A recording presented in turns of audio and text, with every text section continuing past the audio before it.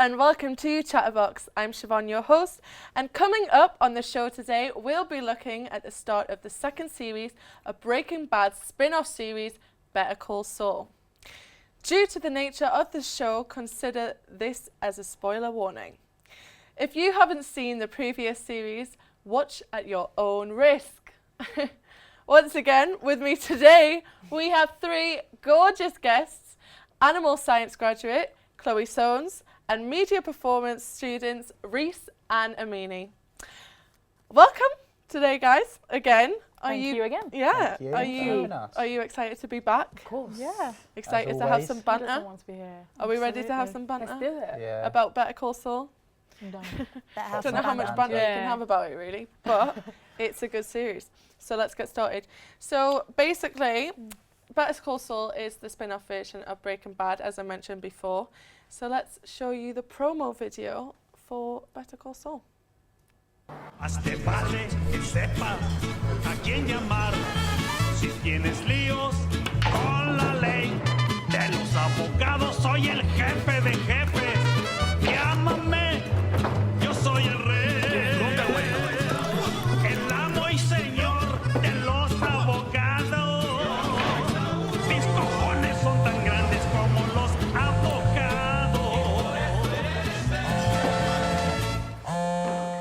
So Better Call Saul is a series about a very unlucky lawyer called Jimmy McCall.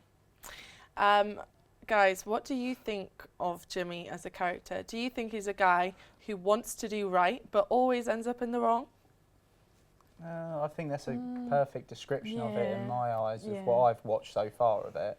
Because in all honesty, I haven't watched every single episode. I've definitely watched the new one, the first episode of the new series, and I think that's brilliant. It's something I'd want to start watching from the beginning to catch up.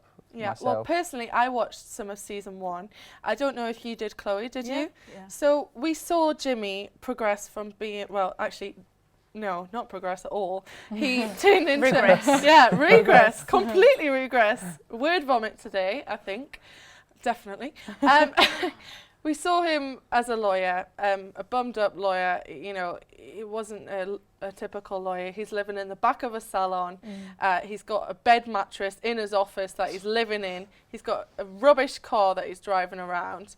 But we actually see him, like you said, just fall through the whole series. And it's quite sad because he's a good person. Chloe, could you tell us a little bit about what you think's next for Jimmy? In the newest episode, we've seen that he's progressed again. Yeah. He's gone from being a hustler to now being a lawyer again and getting his own office. I think I'd like to hope that sort of we're going to see him struggling with that temptation again, because it's almost like he got his last little scam out of the way, and he's now going to try and do it properly again. And I suspect we'll probably see him enjoying that sort of life of luxury of being a big-time lawyer, and in the back of his head there'll sort of be that temptation or that drawback to the sort of the less glamorous side of it. Do you empathise with Jimmy? Do you think that he wants to be a good, successful, rich lawyer? Or do you think that he wants more excitement? I think he likes to be good, but he realises that he knows that being good is not what always pays the bills. So, if you don't know, guys, in the last episode of season 1, Chloe, would you like to explain what happened when he was first introduced to hustling? Sorry. When he was first introduced to hustling, he hustled for a week. He made a new friend in a bar. He'd been dropped by his law firm, which his brother helps run, part owns. And he went into a bar, he met a new guy, made friends with him.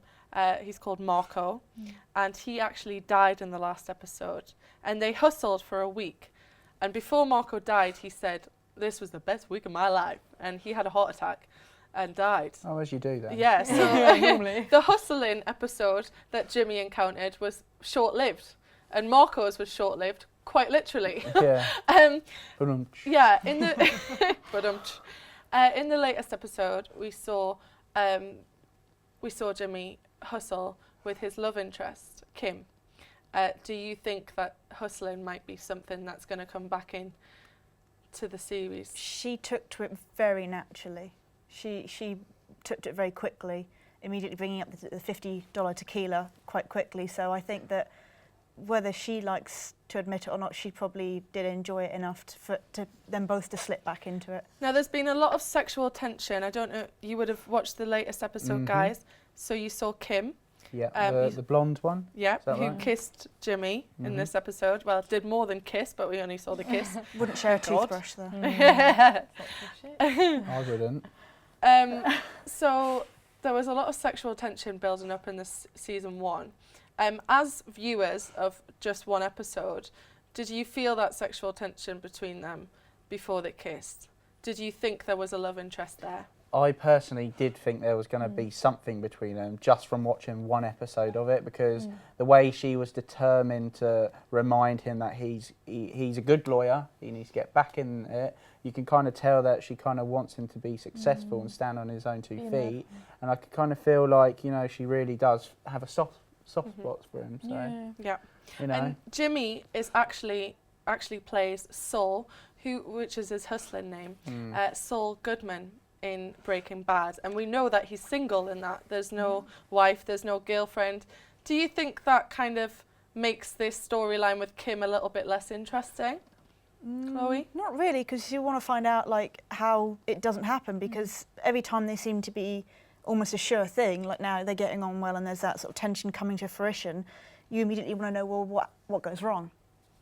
And do you find I find the jumping in Better Call Saul from different scenarios in his life quite confusing. And it's not just because I'm naturally blonde. It's sorry, Amina. Do you think that's genius, or do you find that quite confusing? I quite like it. I think. I like it. Yeah. I like it. Did you understand from just one episode what was going on? Not fully, no. I'm normally quite good with understanding, you know, like plots and things and what's going to happen next, you know, like psychological things, etc., that sort of thing. But watching one episode, I was actually kind of confused at what was going on, because I was curious to know what's happening next as well. Yeah, So definitely. what's up with his character and how he works. Yeah. And everything. Your first impression of Jimmy as a character, did you like him? I liked it. You liked him? different. Yeah. What do it's you like different. about It's him? different. He's a shabby lawyer. He's trying to He's got hustle. like a smirky smile when he pressed the switch as well. He wasn't that shocked. He was just like, oh, you know. I think he's just lost. I think he's one of them, you know, like you said earlier, I think he's just had a hard time, and, you know, he is trying to be successful, and that's obviously shown at the end of the first episode, you know, trying to get back on track. Like I said, he lost his best friend in the last Yeah. series, Marco. They made best friends within a week, and they hustled a lot of money out of people. And Jimmy made a very conscious decision to go back to law. And the same day was the last stunt that they did that Marco asked him for, and died of a heart attack. Do you think that he's quite a lonely character? Do you think Kim's quite a big strength and a big influence on his decisions to be a good lawyer, to be a good person? Yeah. He needs one of those kind of people in his Yeah, life as he well, needs yeah. reminding all Yeah, the time, show what because you He's need, one of the- as positive. it plays out, as you could tell from just one episode, like I keep saying, I've only seen that one, for example. Same here, yeah. Do you So- think this he's gone back to a law firm, he's got a nice new office, Yeah. it's all fabulous. I wouldn't mind that. Yeah, Kim kind of likes him. Do you think that the hustling side and this hustling interest is going to slither back Give him a in boost as and well give for him it, some yeah. trouble?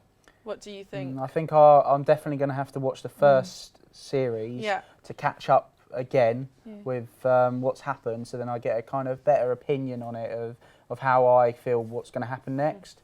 But at the moment, just from the first episode, it looks like he's heading in the right direction. But as we Yeah. all know, things like that, Well, it wouldn't be TV otherwise, No, would it? exactly. And quickly to finish, we took to Twitter again this week, and we found a tweet we found a lot of tweets about Better Call Saul, but the one we chose was Cheryl Trotter, who tweeted, "It's all good, binge watching, #Better Call Saul." Breaking Bad started in 2008, and however, it only started to become big over the past few years in the UK. Do you think that maybe Better Call Saul is going to become bigger in the future?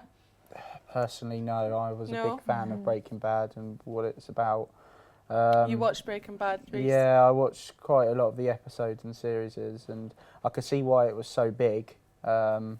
but I just can't see the level of No. this Them catching up program to it. catching up to Yeah. it, if I'm honest.